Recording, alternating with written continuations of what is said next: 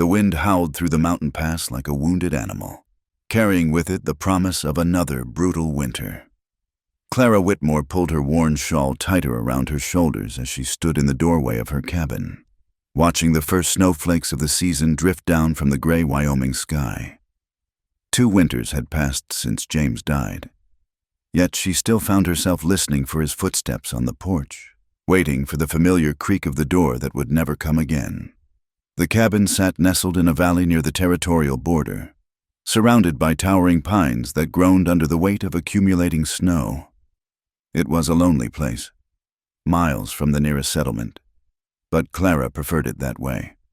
The isolation protected her from the whispers and sideways glances of townsfolk who couldn't understand why a woman would choose to live alone in the wilderness. They didn't know that their pity cut deeper than any winter wind, or that their suggestions of remarriage felt like betrayal of the coldest kind. She turned back inside, closing the door against the gathering storm. The cabin was small but sturdy, built by James's own hands in the first year of their marriage. Every log, every chink of mud between the boards, held memories she both cherished and fled from. The main room served as kitchen and living space, with a stone fireplace that struggled to keep the cold at bay. A narrow doorway led to the single bedroom where she slept alone, wrapped in quilts that still carried the fading scent of her husband. Clara moved to the window, her breath fogging the glass as she peered out at the darkening landscape. Fresh wolf tracks circled the chicken coop again, bold and numerous. The pack had been growing bolder as winter approached, just as they had 2 years ago when they'd found James checking his trap lines during a blizzard. She'd found what remained of him 3 days later, after the storm had passed. The memory still haunted her dreams. The fire crackled low in the hearth, and Clara added another log from the dwindling pile by the door. She'd need to split more wood tomorrow, a task that grew harder with each passing season. Her hands, once soft from a life in town before she'd married James, were now calloused and strong, but there were limits to what one woman could do alone. The roof leaked in the northwest corner, the barn door hung crooked on its hinges, and the fence around the livestock pen had gaps large enough for a wolf to slip through, as if summoned by her thoughts. A long, mournful howl echoed across the valley. Clara's hand went instinctively to the rifle mounted above the fireplace, James's Winchester, which she'd learned to use but had never fired at anything more threatening than a rattlesnake. The howl was answered by another, then another, until the night seemed alive with predatory voices. She was reaching for the rifle when she heard something else, the unmistakable sound of a horse's labored breathing and the stumbling gait of an animal pushed beyond exhaustion. Clara froze, her heart hammering against her ribs. No one came this way by choice, especially not with night falling and a storm brewing. Through the window, she could make out a figure slumped in the saddle of a bay mare that looked ready to drop. The rider swayed dangerously, one hand pressed to his side while the other barely held the reins. Even from a distance, Clara could see the dark stain spreading across his coat. Every instinct screamed at her to bar the door and wait for him to pass. A wounded stranger meant trouble, and trouble was something she couldn't afford. But as she watched, the man toppled sideways from his horse, landing hard in the snow just beyond her gate. The mare stood over him, sides heaving, too exhausted to move. Clara grabbed her shawl and the rifle, her hands trembling as she lifted the bar on the door.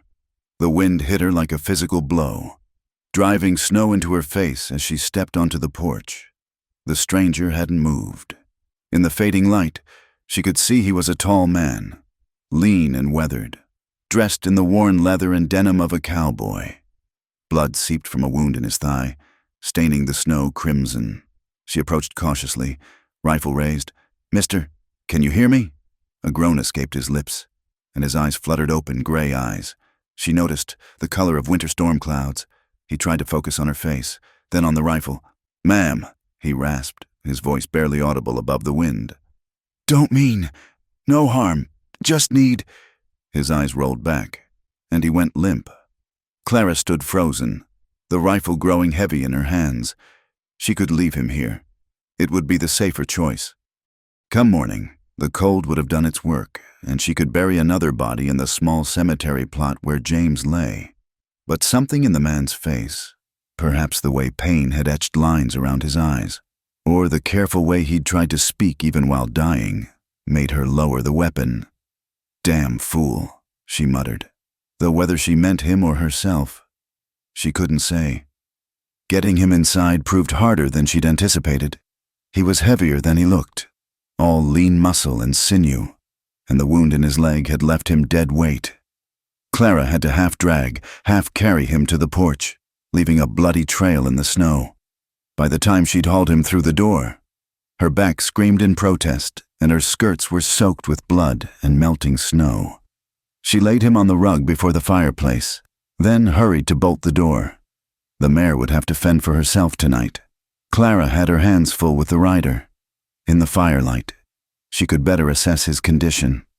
The bullet wound in his thigh was bad, but not fatal if properly tended. What worried her more was the pallor of his skin and the shallow rise and fall of his chest. Working quickly, she cut away his blood-soaked pants leg with her sewing scissors. The wound was ugly, but clean. The bullet had passed through the meat of his thigh without hitting bone or major vessels. Clara had seen worse injuries on the ranch, though never on a human patient. She cleaned the wound with whiskey from James's last bottle, apologizing silently as the unconscious man flinched and moaned. As she worked, she studied him more closely. He looked to be in his 30s, with dark hair that needed cutting and several days' worth of stubble shadowing his jaw. His hands were calloused from rope work, and a faded scar ran along his left forearm.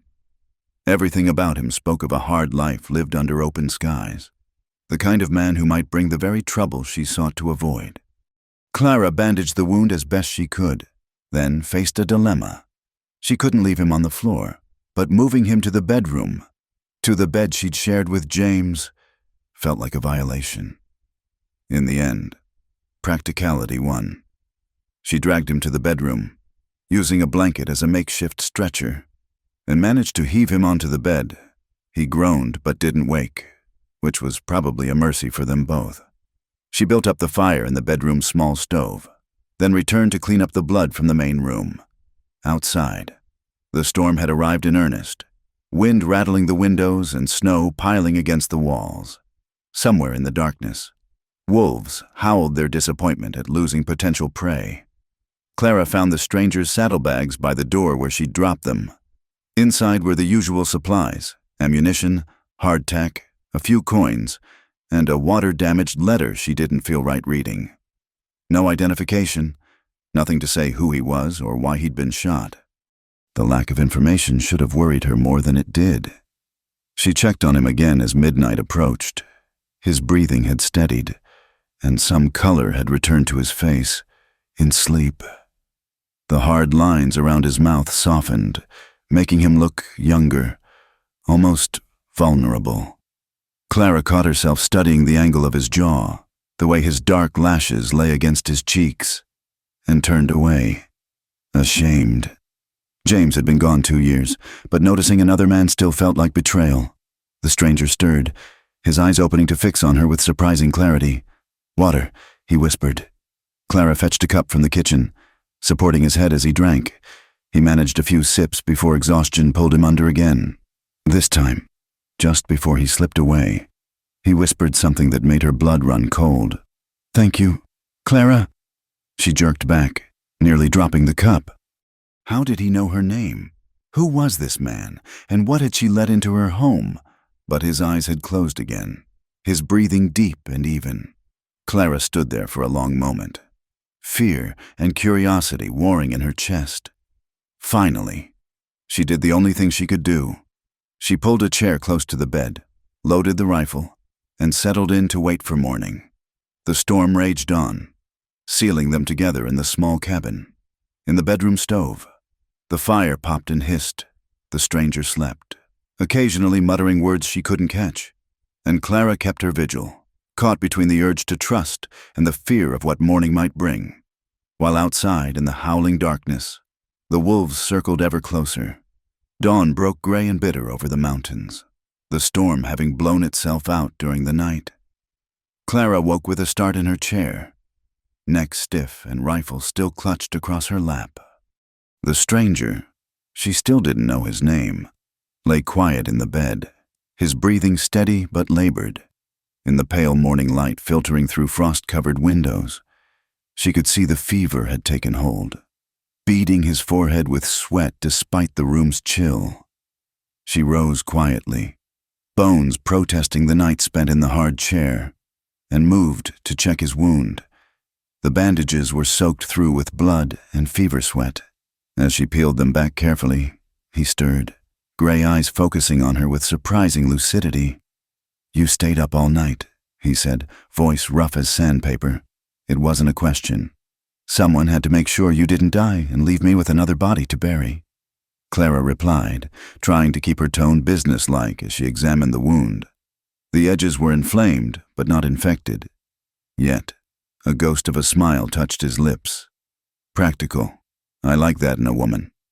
He winced as she applied fresh whiskey to the wound. "Name's Boone Hartley, ma'am. Figure you ought to know who you're doctoring." "How did you know mine?" The question came out sharper than she'd intended. Boone's eyes flicked to the wooden cross visible through the bedroom window, where James's name was carved deep into the wood. "Saw the marker when I rode up. James Whitmore, beloved husband of Clara. Figured you had to be Clara, less you've taken to collecting wounded cowboys as a hobby." The logic was sound, but Clara still felt exposed, like he'd peered through her windows while she slept. She finished rewrapping the wound in silence, aware of his eyes following her movements. "I should see to your horse," she said finally, needing distance from his steady gaze. "Mare's name is Buttermilk," he offered. "She's gentle enough, just tired. We've been riding hard for 3 days." "Running from whoever shot you?" "Something like that."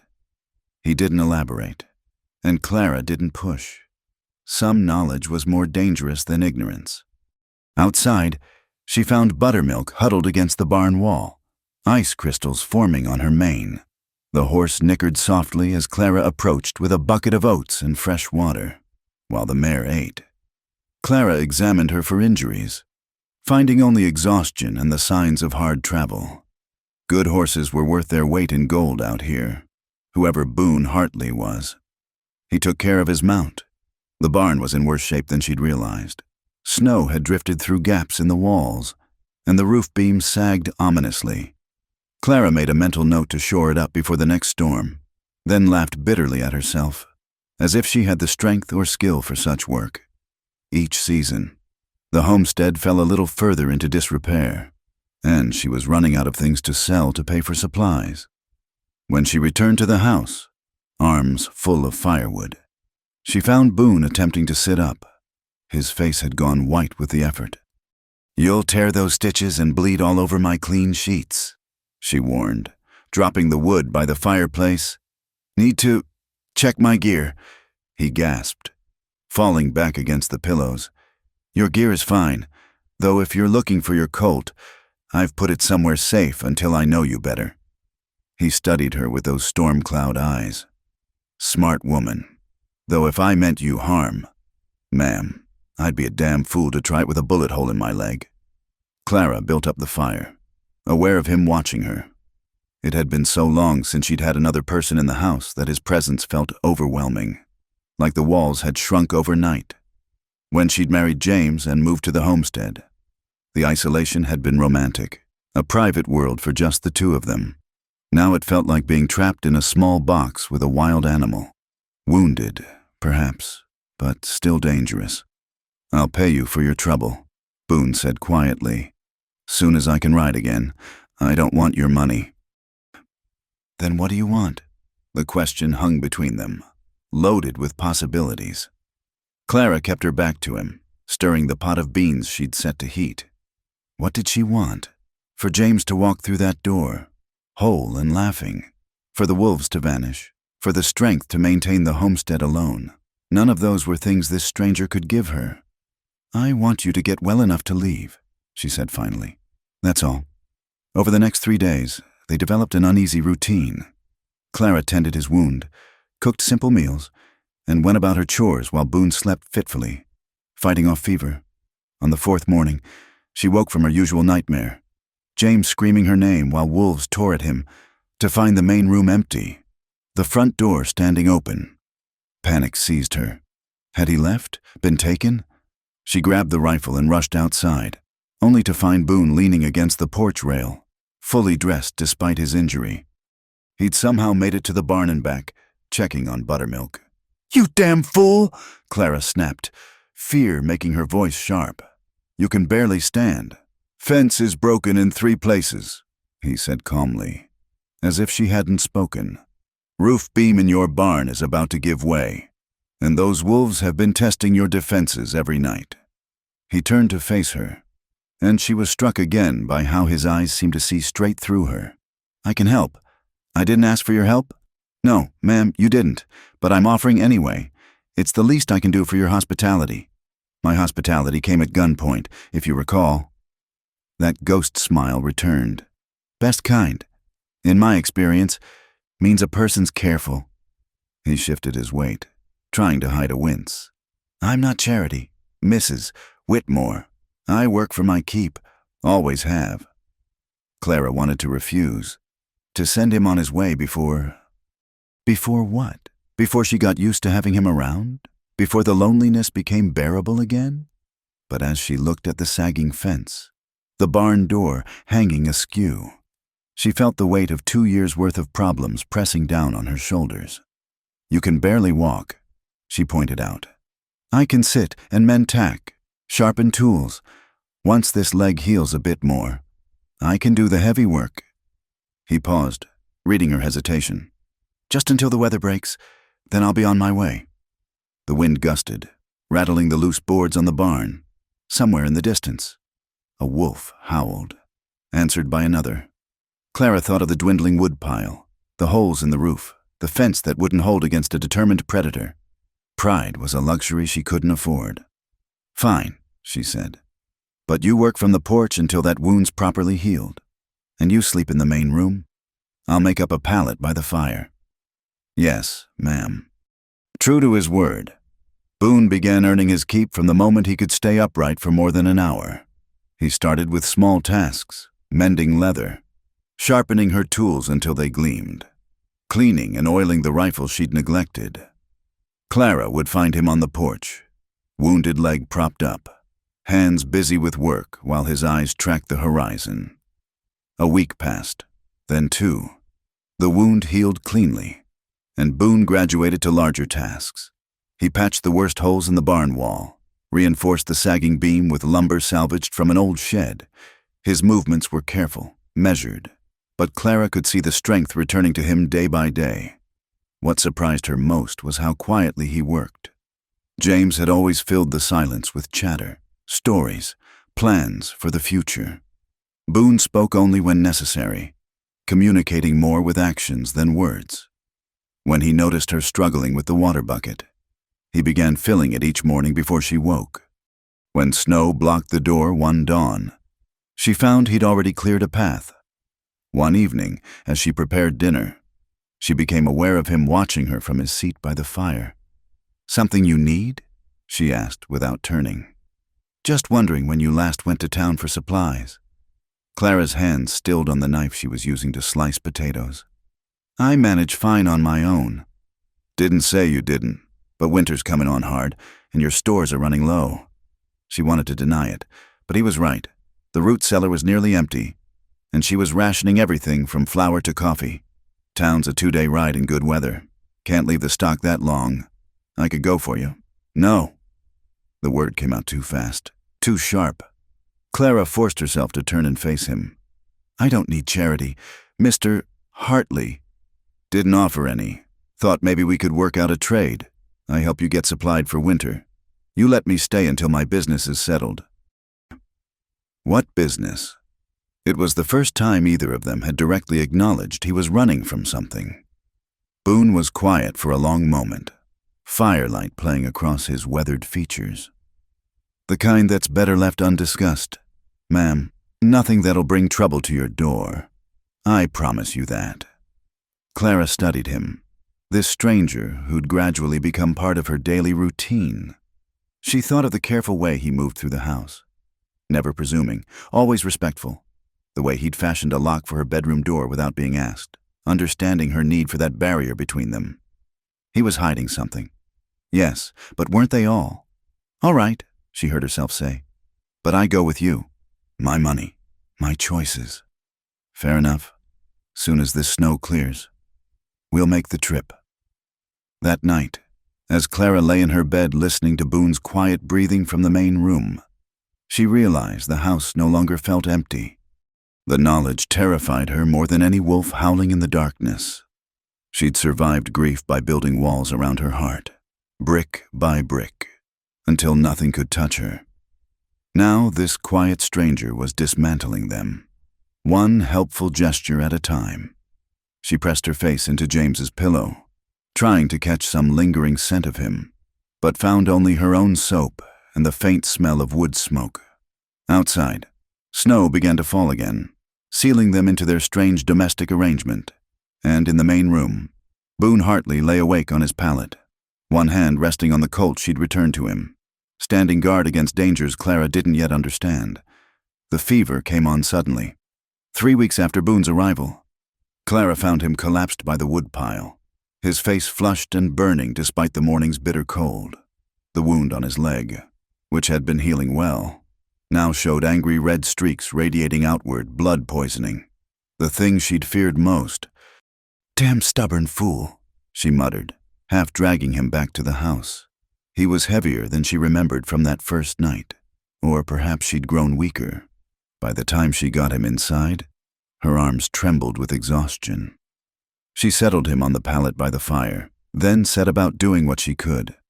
Hot compresses for the wound, willow bark tea for the fever, every remedy she'd learned from her mother and from 2 hard years alone. But as night fell and his temperature climbed, Clara knew it wasn't enough. He needed a doctor, and the nearest one was in town, 2 days away. Boone thrashed in his delirium, mumbling words she couldn't catch. Sometimes he called out commands, as if directing cattle or men. Other times his voice went soft, pleading. Once, clear as church bells, he said a woman's name, Eliza. The name hit Clara like cold water. Of course there was a woman. Men like Boone Hartley didn't drift through life untethered. Somewhere, this Eliza was probably watching the horizon, waiting for him to return. The thought shouldn't have bothered Clara, but it settled in her chest like a stone. On the second night of his fever, as she bathed his face with cool water, Boone's eyes opened. For a moment they were clear, focused on her with an intensity that made her breath catch. Clara, he said, her name rough on his lips. You need to know, if I don't make it, you'll make it, she said firmly, wringing out the cloth. I didn't waste good whiskey on your wound just to have you die on my floor. A weak smile touched his lips. Stubborn woman. His hand found hers, hot and dry with fever. There's men might come looking. My saddlebags. Bottom seam. Letter explains everything. Save your strength. Promise me. His grip tightened. Promise you'll read it.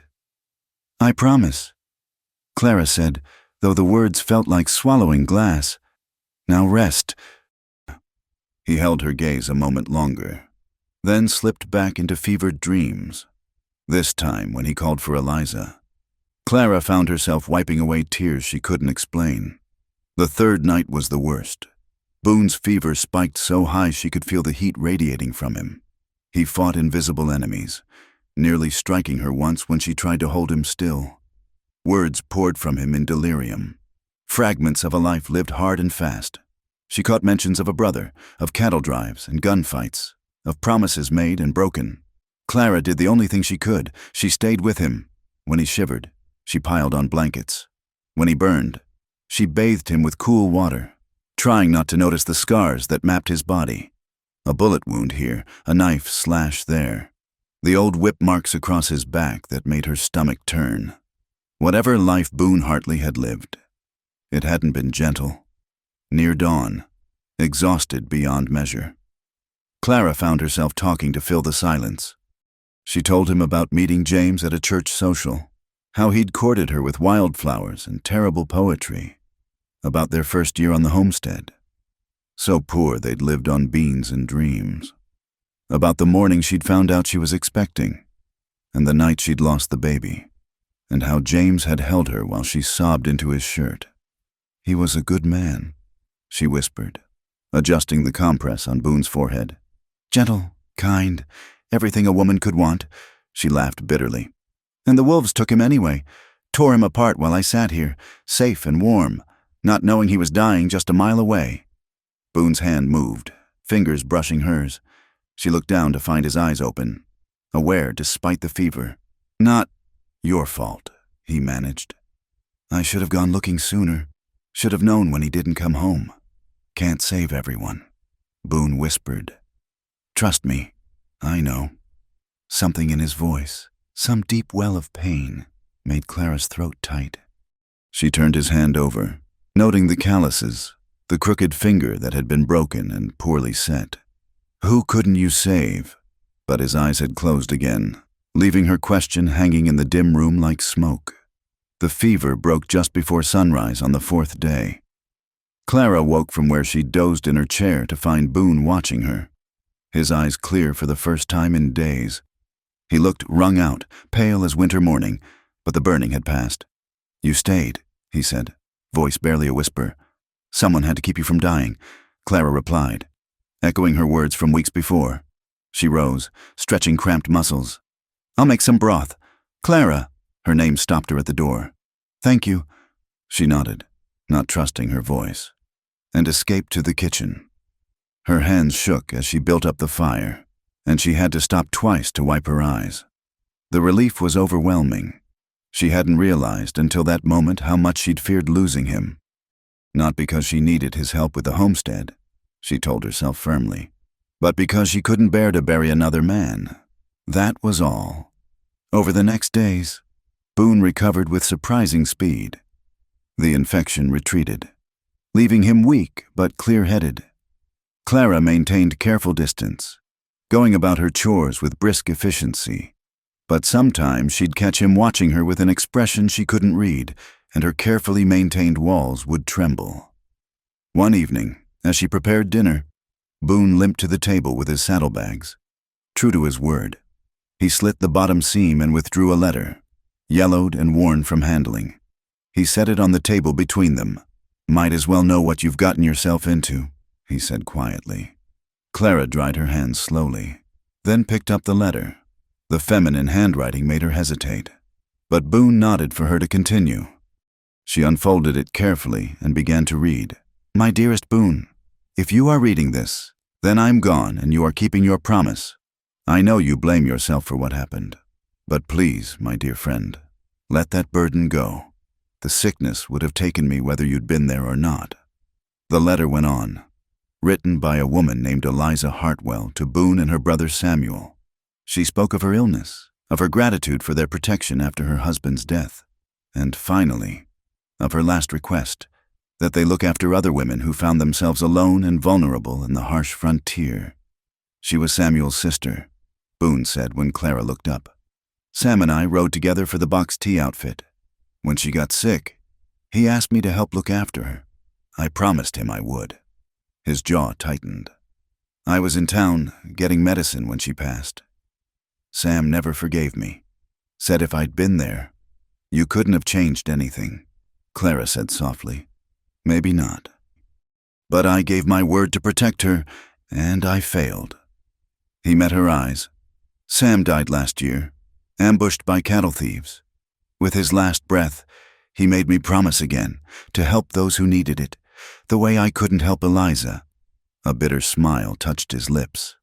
"Foolish promise for a man in my line of work, but I gave it anyway." Clara refolded the letter carefully. "Is that why you're running? Something to do with keeping that promise?" "There was a woman in Cheyenne, widow, like you. Some men were pressuring her to sell her land, getting rough about it. I intervened. Turns out one of them was the territorial judge's son." He shrugged. "Had to leave in a hurry. And you ended up here." "Seems so." He studied her face. "You can send me on my way now, if you want. I'm healed enough to ride." Clara stood abruptly, busying herself at the stove. The thought of him leaving created a hollow ache in her chest she didn't want to examine. "Storm season's not over," she said brusquely. "And that fence still needs work before the wolves get bold enough to test it properly." When she turned back, Boone was smiling, a real smile that transformed his weathered features. "Yes, ma'am," he said simply. That night, unable to sleep, Clara found herself at her bedroom window, watching snow fall in the moonlight. Below, she could see the crosses in the small cemetery, James's marker and the smaller one beside it for the child who'd never drawn breath. For 2 years, she'd kept vigil over those graves, letting grief freeze her as solid as the ground they lay in. But now something was thawing inside her, painful as blood returning to frozen limbs. It frightened her more than wolves or winter or the uncertain future, because she recognized the feeling for what it was, the first stirrings of something she'd thought died with James in the snow. In the main room, she heard Boone shift on his pallet, heard him add wood to the fire, standing guard, even in sleep. She pressed her hand to the cold glass, watching her breath fog the window, and wondered which of them was really being protected. The wolves howled in the distance, but for the first time in 2 years, the sound didn't make her feel alone. "Hold it steady," Boone instructed, his hands guiding Clara's as she aimed the Winchester at the makeshift target he'd set up near the barn. "Don't fight the weight. Let it settle natural-like." Clara tried to focus on the flour sack filled with sand rather than the warmth of his chest pressed against her back. The way his arms bracketed hers, it had been his idea to teach her proper shooting, insisting she needed to know more than just the basics if she was going to defend the homestead alone. "Breathe in," he said, his voice low near her ear. "Now let half out and squeeze gentle. Don't jerk it." The rifle cracked, and the flour sack jumped, not dead center, but close enough to show improvement from her previous attempts. Clara lowered the weapon, trying to ignore the way her hands trembled slightly. "Better," Boone said, stepping back. The cold rushed in where his warmth had been. "You're anticipating the recoil less. I had a good teacher," Clara replied, not meeting his eyes. These lessons had become a kind of sweet torture, necessary, practical, but laden with an awareness that grew stronger each day. They'd developed a rhythm over the past weeks, working together with an efficiency that surprised them both. Mornings were for chores, Boone handling the heavier work while Clara tended the chickens and did the cooking. Afternoons they worked on repairs, and Clara had to admit the homestead looked better than it had since James's death. The fence stood straight and strong. The barn door no longer hung crooked, and they'd even managed to patch the worst of the roof leaks. But it was the evenings that had become dangerous.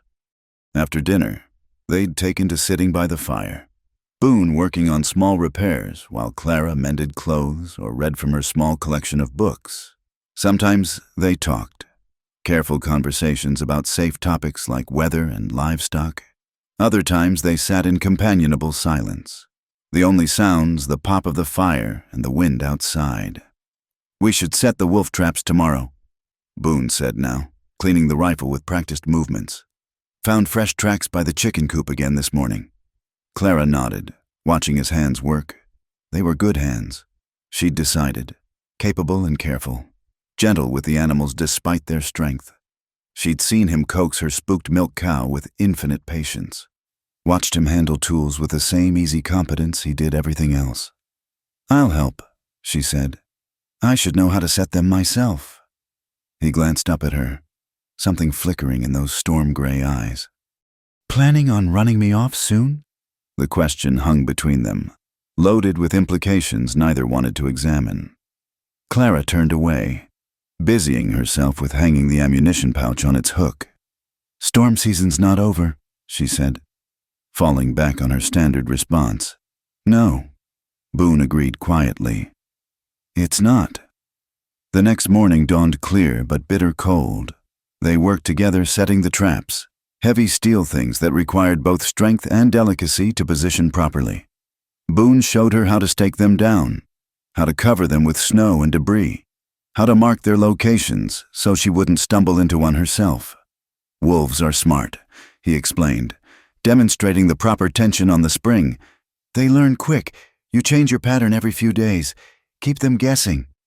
Clara tried to focus on his words rather than watching him work.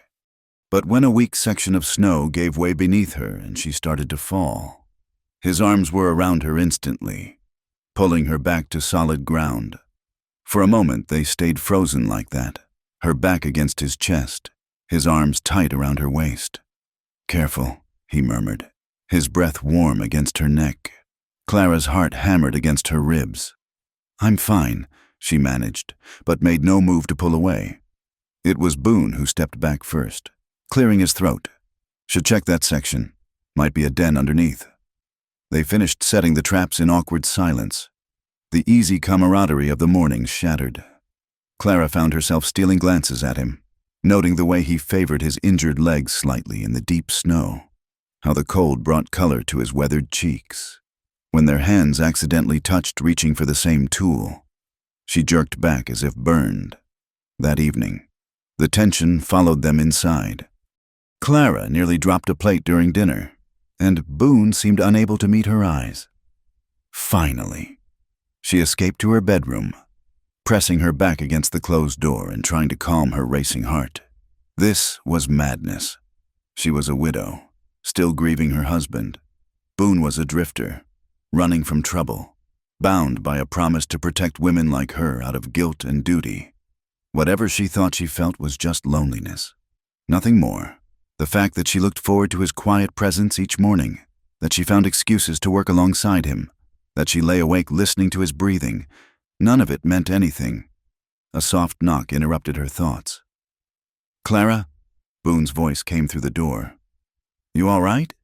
She opened the door to find him standing there with 2 cups of coffee, looking as uncomfortable as she felt. "Thought you might want something warm," he offered. Clara accepted the cup, their fingers brushing in the exchange. "Thank you." They stood there awkwardly, the bedroom doorway between them like a chasm. Finally, Boone spoke. "I should tell you, I've been thinking about moving on soon. Weather's breaking, and I don't want to bring my troubles to your door." The words hit Clara like a physical blow, though she kept her face carefully neutral. "I see. It's not... I don't want you thinking..." He stopped, frustrated. "Hell, I'm no good with words. Then don't use them," Clara heard herself say. Something shifted in his expression. He set his coffee aside and reached up, his hand hovering near her cheek, not quite touching. "Clara." The sound of shattering glass from the main room broke the moment. Boone spun, his hand going to his gun. "Stay here," he ordered, moving toward the sound, but Clara grabbed the rifle and followed. They found the front window broken, a large rock lying among the shattered glass. Attached was a piece of paper with crude writing, "Leave the widow alone or burn with her." Boone's face went hard as stone. He crossed to the window, studying the darkness outside. "Tracks lead toward the ridge. Single rider." "Who would..." Clara began, then stopped. She knew who.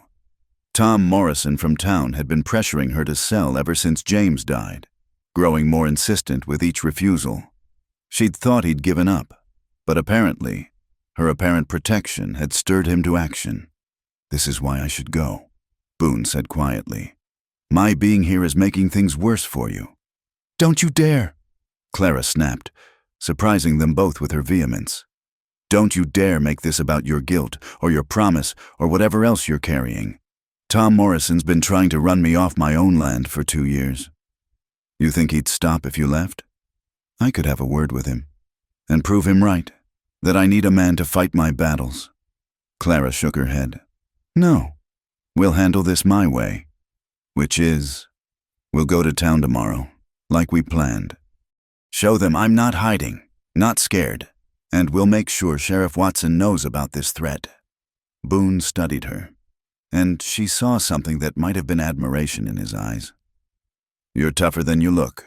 Clara Whitmore." "I've had to be." They spent the rest of the evening boarding up the broken window and taking turns on watch.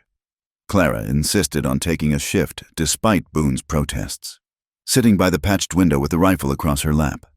The night passed quietly, but she knew this was just the beginning. Near dawn, Boone relieved her. As she stood to go to bed, exhaustion making her unsteady, she stumbled. He caught her, steadying her with hands on her shoulders. For a moment they stood close, and Clara could see the flecks of silver in his gray eyes, could feel the warmth radiating from him in the cold room. "I won't let anything happen to you," he said softly. "Promise or no promise." "I know," Clara whispered. His hand came up to cup her cheek, thumb brushing across her cheekbone. Clara's eyes fluttered closed, leaning into the touch she'd been craving and fearing in equal measure. She felt him lean closer, felt the warmth of his breath. A wolf howled outside, sharp and near, and they sprang apart. Boone turned to the window, hand on his gun, while Clara pressed her fingers to her burning cheek. "Get some rest," he said without looking at her. "Tomorrow's going to be a long day." Clara fled to her bedroom, her heart pounding. She pressed her ear to the door, listening to Boone moving around the main room, adding wood to the fire, checking the windows, standing guard. As always, she crawled into bed fully dressed, pulling the quilts up to her chin, but sleep wouldn't come. Instead, she lay there thinking about the almost kiss, about the way he'd said her name, about the promise in his eyes that had nothing to do with duty and everything to do with the dangerous feelings growing between them. Outside, the wolves circled closer, drawn by the scent of fear and change on the wind. But for once, Clara wasn't thinking about the predators beyond her walls. She was thinking about the one inside, and how much longer either of them could pretend he was just passing through. The morning sun glinted off fresh snow as Clara stepped onto the porch, only to freeze at the sight before her. Boone stood near the gate talking to a rider she didn't recognize, a lean man with hard eyes and a tied-down holster that marked him as trouble. Their voices carried on the cold air, low and tense. "Thought that was you, Hartley," the stranger was saying. "Heard you had a run-in with Judge Morrison's boy up in Cheyenne." "You heard wrong. Pike," Boone replied, his stance deceptively casual, though Clara noticed his hand rested near his gun. Pike's laugh was ugly. "Come now, we rode together long enough for me to know your handiwork. That boy's still walking with a limp." His eyes shifted toward the cabin, finding Clara. Well, found yourself another widow to protect. Have you?" Something dangerous flickered across Boone's face. "State your business and move on. My business is with you. There's a price on your head. Friend, $500 for what you did to the judge's son. Man could live comfortable on that for a good while." Clara gripped the door frame, her mind racing. $500 was a fortune enough to turn any man into a bounty hunter. She watched Boone, seeing the tension in his shoulders, the careful way he shifted his weight. "Are you planning to collect?" Boone asked quietly. Pike studied him, then glanced again at Clara. "Depends. Man gets tired of sleeping cold and eating trail dust. Maybe there's a better arrangement to be made." "Get to it, then." "The lady there." Pike nodded toward Clara. "Widow Whitmore, ain't it? Heard in town she's sitting on some prime land. Also heard Tom Morrison's been trying to buy her out. Only she won't sell." He smiled, showing yellowed teeth. "Maybe she just needs the right kind of persuasion." Clara stepped forward before Boone could respond. "My land's not for sale, Mr. Pike. Not to Tom Morrison, and not to you." Pike's smile widened. "Feisty. I like that. But you might want to reconsider, ma'am. These mountains get mighty dangerous for a woman alone. Why, anything could happen. Fire, wolves, bandits." He let the threats hang in the air. "The lady said no." Boone cut in, his voice deadly quiet. "I suggest you respect that. Or what? You'll gun me down like you did Morrison's boy? Add another notch to your reputation?" Pike shook his head. "You've gone soft. Hartley. Time was, you'd have already drawn." "Time was, I had less to lose." The words sent a jolt through Clara. Pike must have noticed something in Boone's expression because his grin turned knowing. "Oh, that's how it is. The gunfighter's hung up his guns for love. How touching. Leave now," Boone said, "while you still can." Pike held his gaze for a long moment, then touched his hat mockingly to Clara. "I'll be around. Mrs. Whitmore, you might want to think on my offer. And Hartley, that bounty's only good if you're brought in alive. Remember that." He wheeled his horse and rode off, leaving a tense silence in his wake. Clara watched Boone's shoulders slowly relax, saw him flex his gun hand. "Pack your things," she said quietly. Boone turned, his face a mask. "What?" "You heard me. Pack up and go. Today." The words tasted like ashes, but she forced them out. "I won't have you bringing that kind of trouble here." "Clara." "No." She backed toward the door. "You said it yourself. You've been thinking of moving on. Well, now's your chance. I managed before you came. I'll manage after." She fled inside before he could see the tears starting to fall, slamming the door behind her, through the window. She watched him stand there for a long moment before heading to the barn, presumably to saddle Buttermilk. Clara busied herself with furious cleaning, trying not to think about the empty space by the fire where his bedroll had been.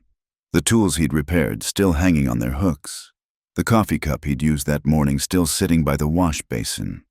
When she heard Buttermilk's hooves in the yard, she forced herself not to look. The knock on the door surprised her. She opened it to find Boone standing there, not mounted as she'd expected, but holding something in his hands. "If you're going to send me away," he said, "at least let me show you something first." Against her better judgment, Clara followed him to the barn. Inside, he'd pulled back some loose boards to reveal a hidden compartment. From it, he withdrew a cloth-wrapped bundle.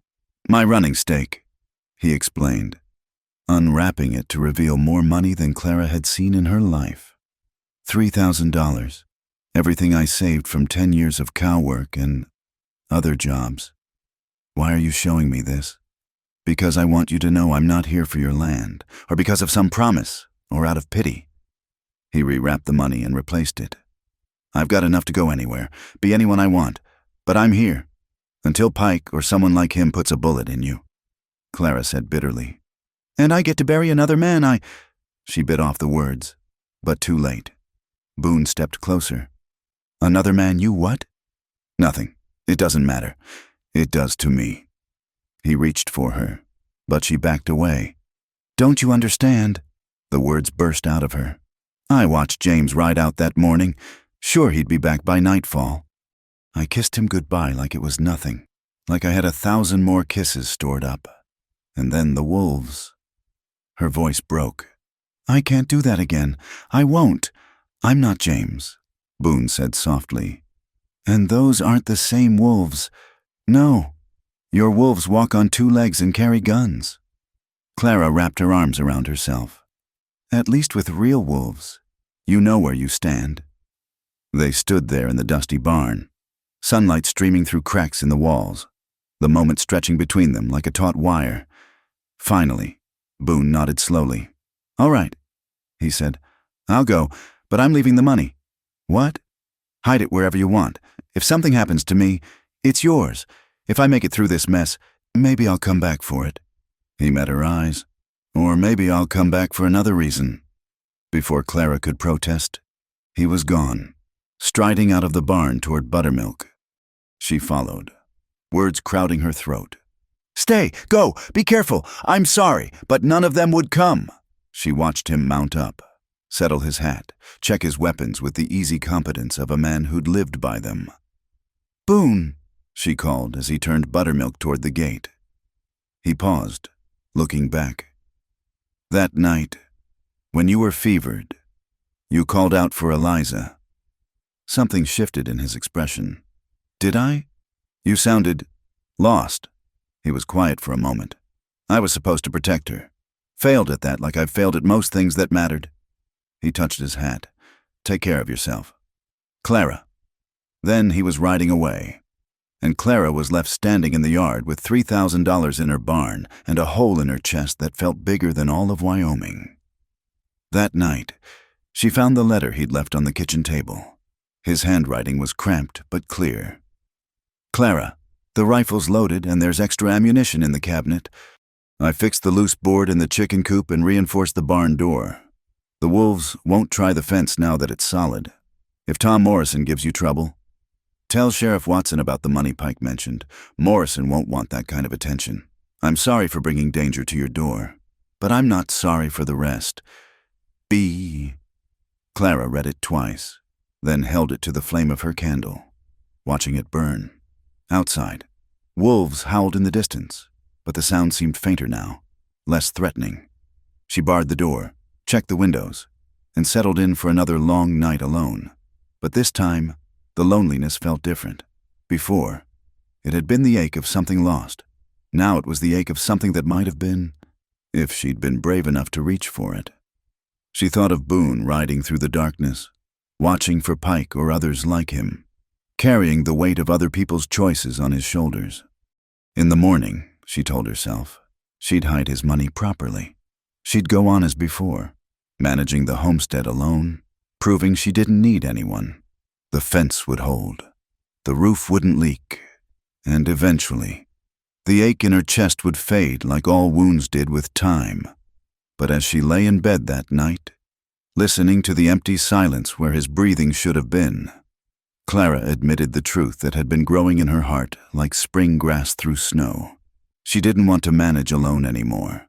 She wanted him to come back, not because she needed protection, but because the house felt like a home when he was in it. The realization terrified her more than any wolf or bounty hunter ever could, because wanting something meant you could lose it, and Clara had already lost more than she thought she could bear. But maybe, a traitorous voice whispered in the darkness, some things were worth the risk. The storm came 3 nights after Boone left, rolling down from the mountains like a living thing. Clara had seen the signs, the way the chickens huddled together, the nervous stamping of the milk cow, the oppressive weight to the air. She'd prepared as best she could, bringing in extra firewood, securing the livestock, checking and double-checking the rifle. But nothing could have prepared her for the wolves.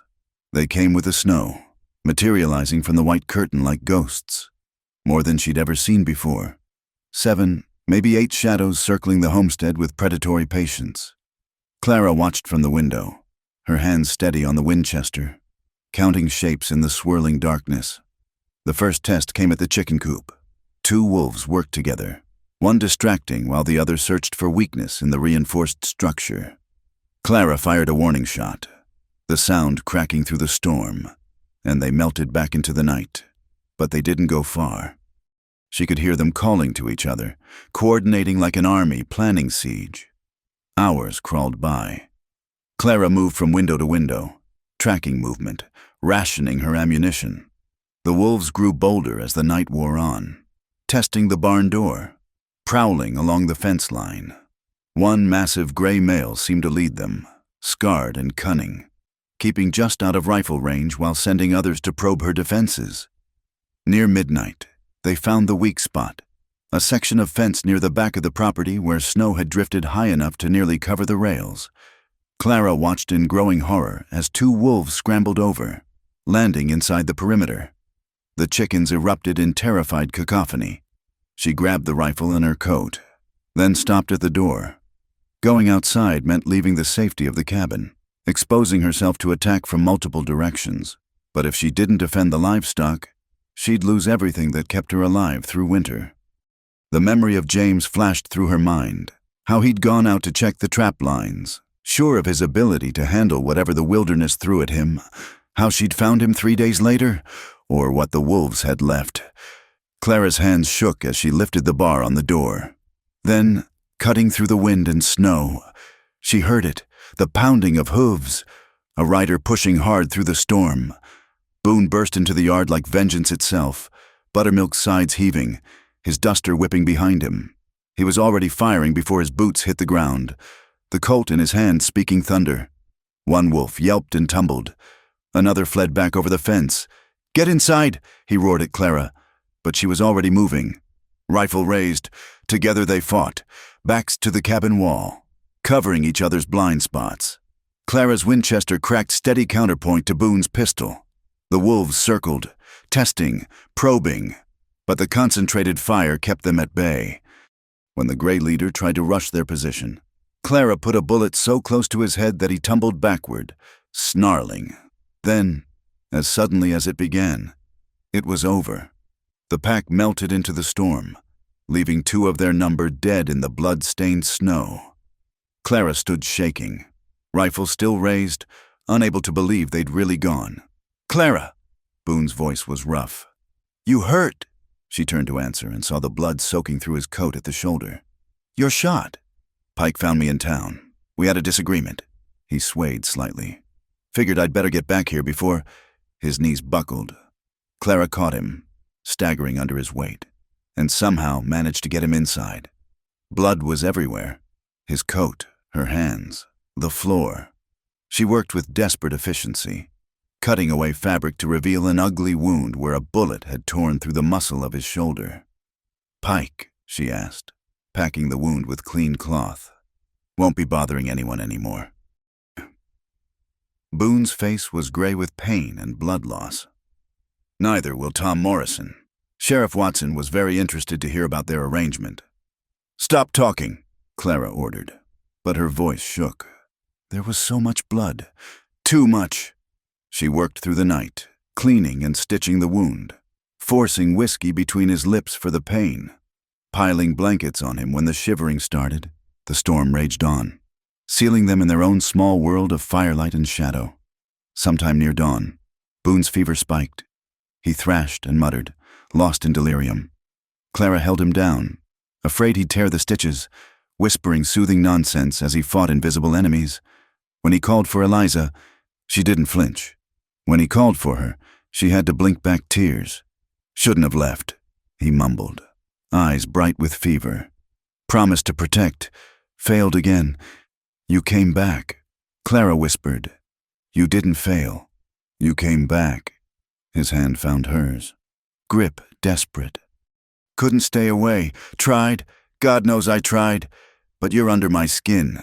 Clara Whitmore, deep as any bullet." The raw honesty in his fevered confession made her chest tight.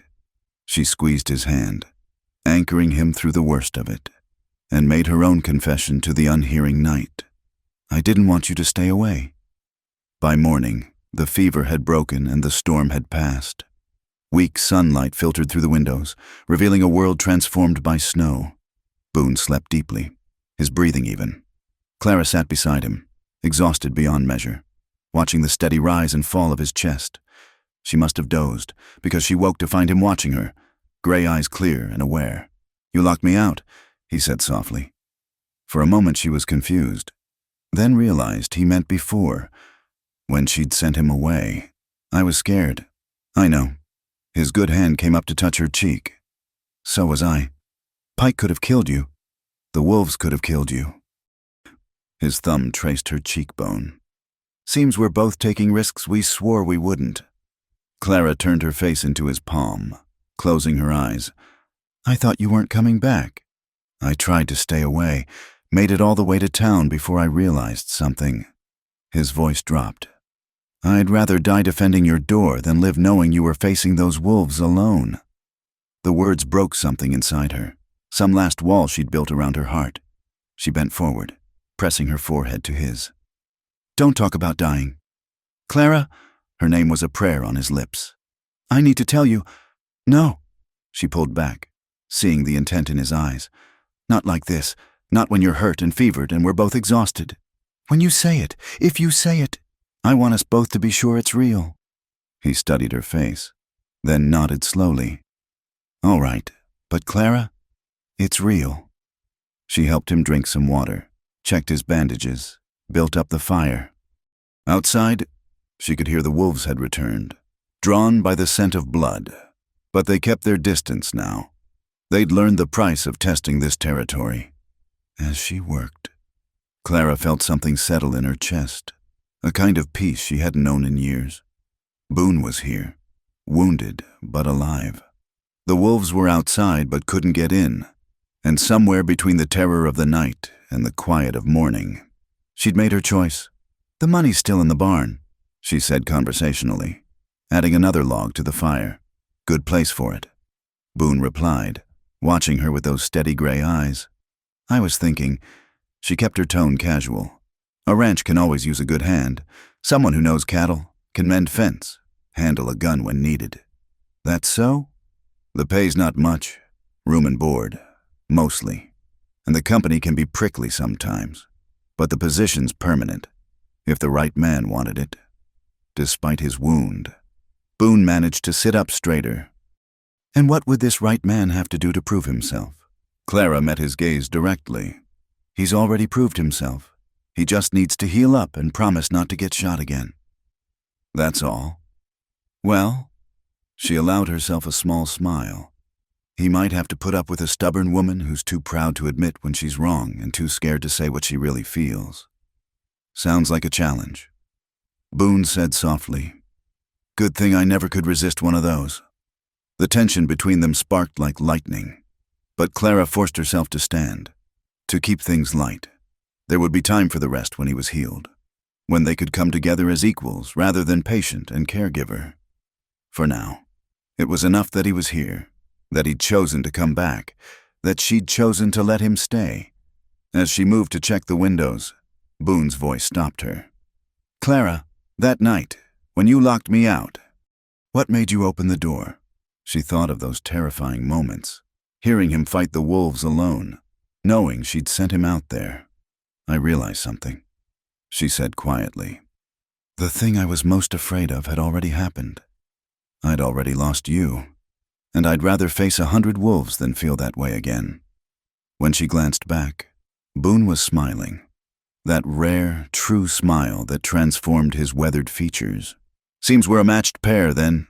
"Seems so," Clara agreed, and for the first time since James died, the words felt like a beginning rather than an ending. The days following the wolf attack passed in a blur of careful routines. Clara tended Boone's wound with gentle efficiency, changing bandages and monitoring for infection. He bore her ministrations with quiet patience, though she caught him watching her with an intensity that made her hands tremble. On the third night, as she prepared the evening meal, Clara became aware of the domesticity of the scene. Boone sitting by the fire cleaning his pistol, her working at the stove. The comfortable silence between them. It was dangerously close to the life she'd lost, yet different enough to be its own thing. "Smells good," Boone commented, not looking up from his work. "Rabbit stew. One of the benefits of all those traps you set." Clara ladled portions into bowls, hyper-aware of every movement. "Your shoulder needs meat to heal properly." When she handed him his bowl, their fingers brushed. The touch sent sparks through her that had nothing to do with static from the dry winter air. Boone must have felt it too, because his hand lingered a moment before withdrawing. They ate in silence, but it was charged now, full of unspoken words and careful distances. When Clara reached to take his empty bowl, he caught her wrist gently. "Clara," he said, his voice low and careful. "We need to talk about what happens next." She'd known this was coming. "You're healing well. Another week, maybe 2. "That's not what I mean, and you know it." Clara pulled her hand free, busying herself with the dishes. "I hired you as a ranch hand. That's all we need to discuss." "Is it?" He stood, moving closer despite her defensive posture. "Because the way you look at me says different. The way I look at you sure as hell says different." "Please." The word came out as barely a whisper. "Not yet. I'm not. I can't." "Can't what? Can't admit you feel something? Can't risk caring again?" His voice gentled. "Clara, I'm not asking for promises or declarations. I'm just asking you to stop pretending." She whirled to face him, eyes bright with unshed tears. "Fine. I care about you. Is that what you want to hear? I care so much it terrifies me. Every time you were late coming back from checking the fence, every time I heard a gunshot in the distance, I thought—" She broke off, wrapping her arms around herself. "You thought you'd lose me like you lost James." I already did lose you, when I sent you away, when Pike found you, when the wolves came. I keep losing you over and over in my mind, and I—" Her voice cracked. Boone closed the distance between them in 2 strides, pulling her against his chest with his good arm. Clara resisted for a heartbeat before melting into him, her face buried against his shirt, breathing in the scent of leather and wood smoke and something uniquely him. "I'm here," he murmured against her hair. "I'm right here." "For how long?"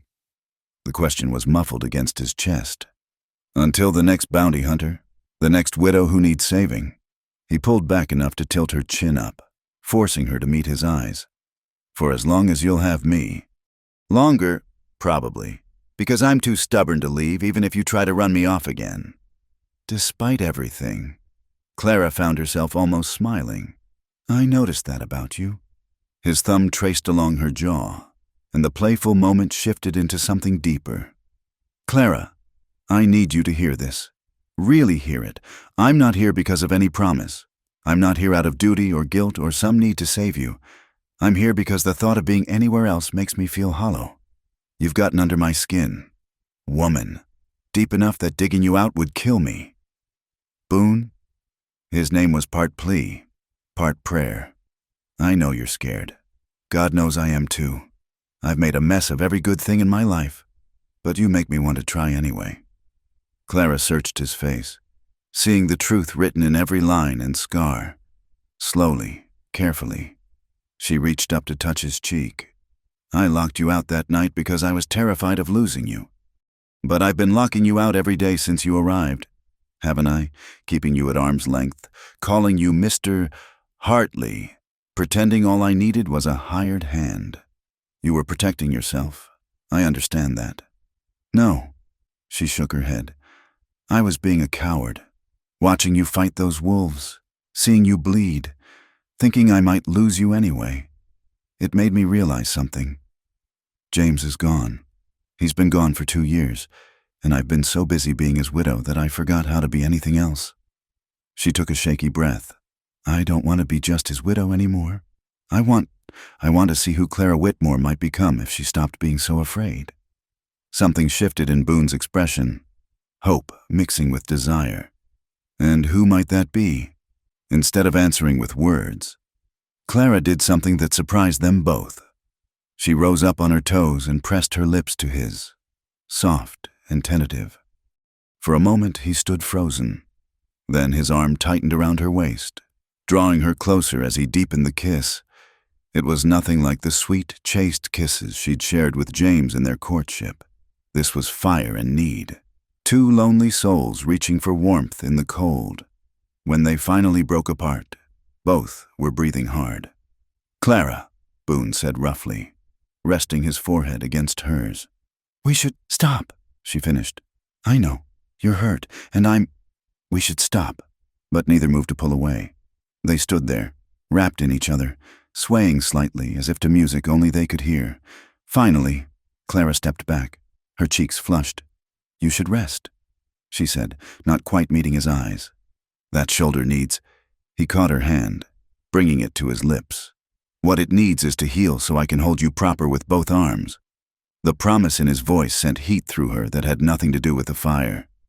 Clara extracted her hand, needing distance before she did something truly reckless. "Then you'd best get to healing, hadn't you?" She fled to her bedroom, closing the door firmly behind her. But for the first time, she didn't bar it. The gesture felt momentous, a statement of trust she hoped he understood.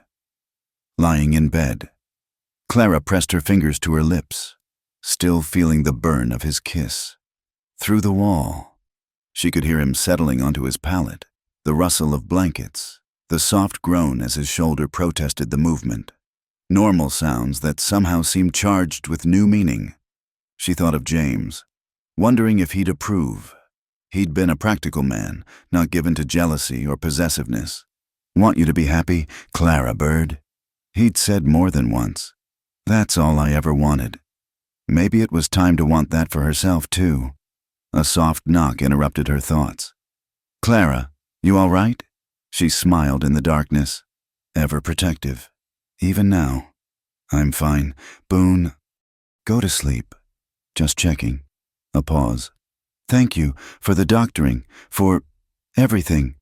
Thank you for coming back, she replied softly. Always will, came the quiet response. Long as you want me to. Clara closed her eyes, feeling something ease in her chest that had been twisted tight for 2 years. Outside, she could hear the wolves howling in the distance, but they seemed almost mournful now rather than threatening, as if they too understood that something had shifted, that the territory they'd been testing had been claimed by something stronger than fear. She dozed fitfully, waking periodically to listen for Boone's breathing, to reassure herself he was still there. Each time, the steady sound of it soothed her back toward sleep. Just before dawn, in that gray hour between night and day, she made a decision. Rising quietly, she padded to the door and opened it. Boone was awake, she could tell by the change in his breathing. "Can't sleep?" he asked softly. "No." She stood there in her nightgown and wrapper, suddenly uncertain. "I keep thinking about what you said, about being scared." He sat up carefully, mindful of his shoulder. "What about it?" "I don't want to be scared anymore." The words came out in a rush. "I don't want to waste any more time, or wait for the perfect moment, or pretend I don't feel what I feel. Life's too short and too uncertain for that." "Clara, what are you saying?" Instead of answering directly, she moved across the room to kneel beside his pallet. In the dying firelight, his eyes were more silver than gray, watchful and intense. "I'm saying that I want to stop living in the past," she whispered.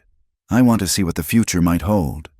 With you, if you'll have me, not as some duty or obligation, but as whatever we might become together." Boone reached out with his good hand to cup her face. "There's nothing I want more. But Clara, be sure, because once I have you, I won't be able to let go." "I'm not built for half measures." "Neither am I," she admitted. "It's all or nothing. Always has been." He drew her down for a kiss that was answer and promise combined. When they parted, Clara was trembling, but not from cold or fear. "Your shoulder," she protested weakly as he tried to pull her closer. "Damn my shoulder," he growled, but she pressed him back. "No, we do this right." She stood, holding out her hand. "Come to bed, Boone, just to sleep. But I want you beside me. I want to wake up and know you're there, not wonder if I dreamed it all." He took her hand, letting her help him to his feet. Together they walked to the bedroom, to the bed she'd shared with James, where she'd grieved alone for 2 years. It should have felt like a betrayal, but instead it felt like a homecoming. They lay carefully, mindful of his injury. Clara tucked against his good side with her head on his chest. His arm came around her, holding her close, and she felt safer than she had since the night James hadn't come home. "This changes everything," Boone murmured into the darkness. "I know," Clara replied. "I'm counting on it." As dawn broke over the mountains, painting the snow pink and gold, they slept entwined, and for the first time in 2 years, Clara's dreams were not of wolves and loss, but of spring coming to the valley, bringing new life to ground she'd thought frozen forever. Spring came slowly to the Wyoming mountains, melting snow revealing the earth beneath like a promise kept. Clara stood at the kitchen window, watching Boone work with the new colt in the corral. His shoulder had healed completely, leaving only a scar to mark that terrible night. He moved with easy confidence now, no longer the wounded stranger who'd collapsed in her yard, but a man who'd found his place. She smiled, remembering the morning 2 weeks ago when she'd finally laughed, really laughed. For the first time since James's death, Boone had been trying to convince the milk cow to cooperate, and the ornery animal had knocked him flat into a mud puddle. The look of indignation on his face had broken something loose in Clara's chest, and laughter had bubbled up like spring water through stone. "Now you tell me your secrets," he'd said, muddy but grinning as he picked himself up. "How do you get that devil to behave?" "Sweet talk and patience," Clara had replied, still giggling. Something you might try sometime. I'll show you sweet talk, he'd threatened playfully, advancing on her with muddy hands outstretched until she'd shrieked and run.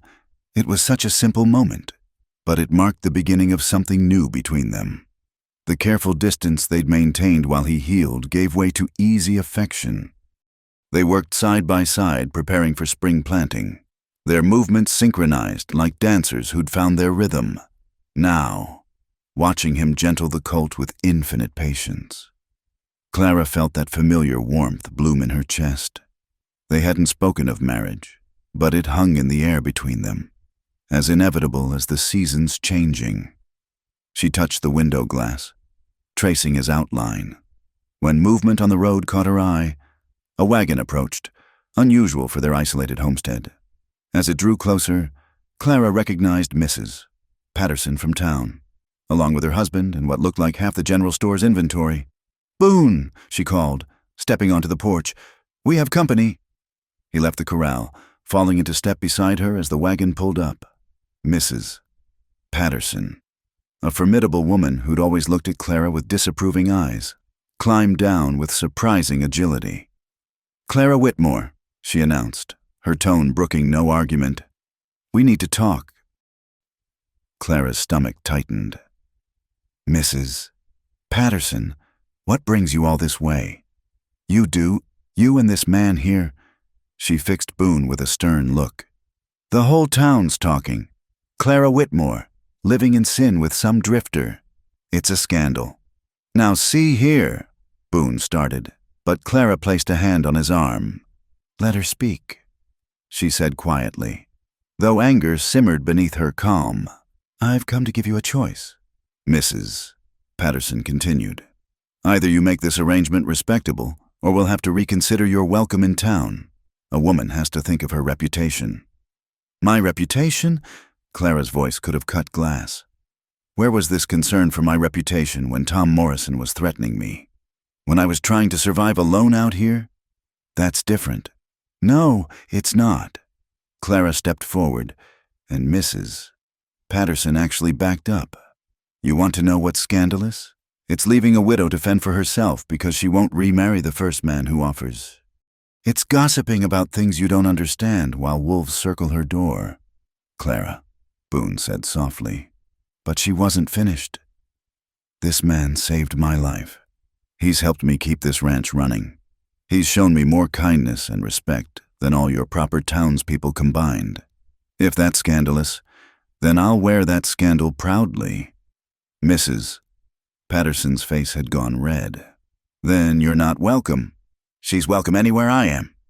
Everyone turned to see Sheriff Watson riding up, his weathered face stern. He tipped his hat to Clara, then fixed Mrs. Patterson with a look that could freeze fire. "Seems to me," the sheriff said slowly, "that Boone Hartley's proven himself a dozen times over. Man who takes down Pike Williams and gets Tom Morrison to confess to harassment. That's the kind of man we need around here." He turned to Boone. "Speaking of which, I've got a proposition for you, if you're interested. Deputy position's open. Town could use someone with your skills." Boone glanced at Clara, a question in his eyes.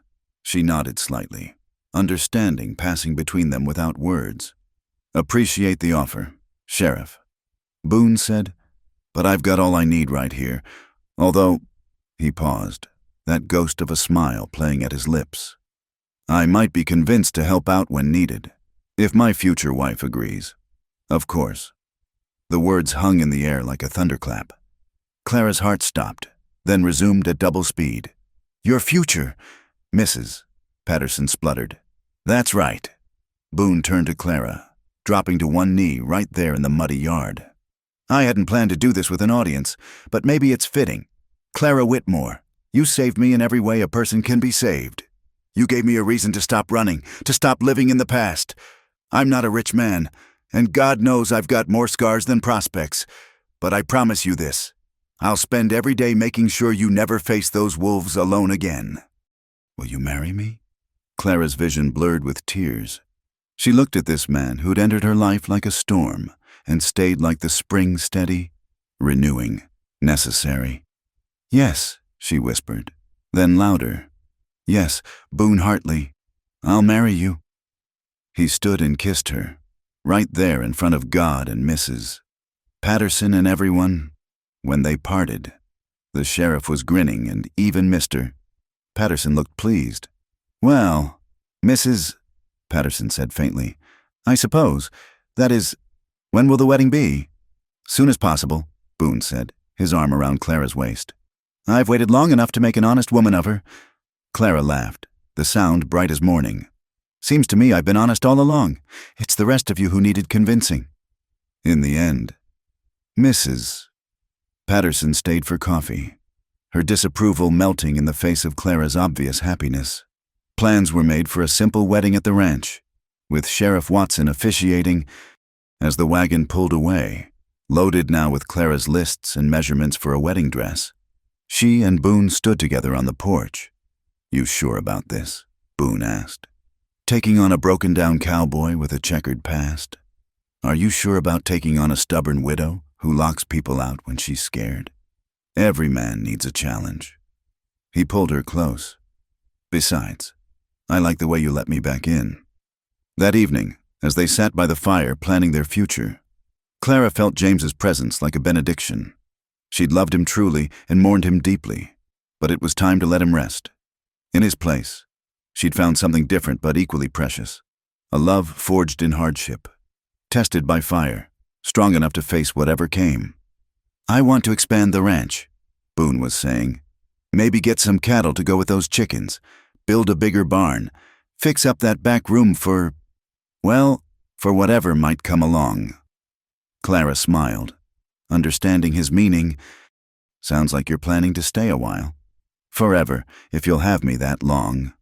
I suppose I could manage that, she said, nestling closer to his side. Outside, spring rain began to fall, gentle and nourishing.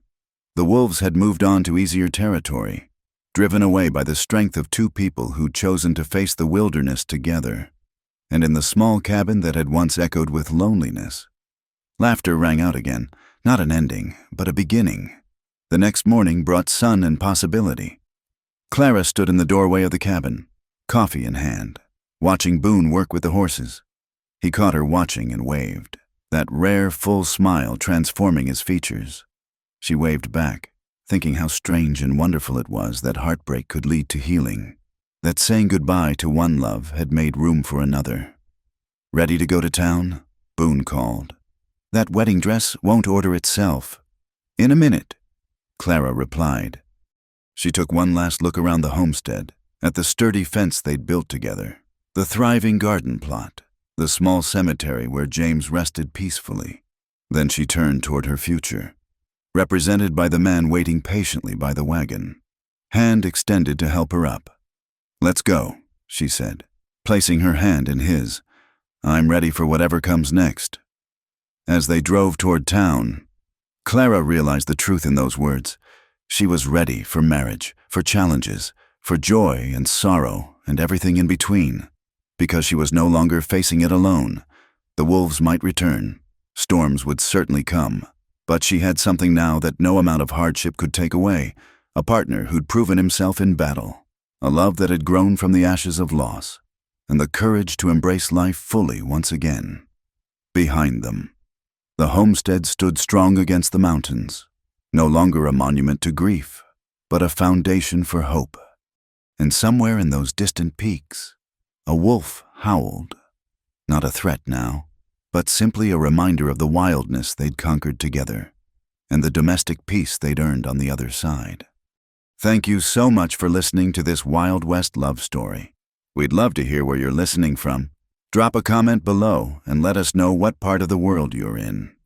Don't forget to subscribe to the From Wild West channel for more tales of romance, adventure, and the untamed frontier. What did you think of Clara and Boone's journey? Share your thoughts in the comments. We read everyone and love connecting with our listeners from around the globe.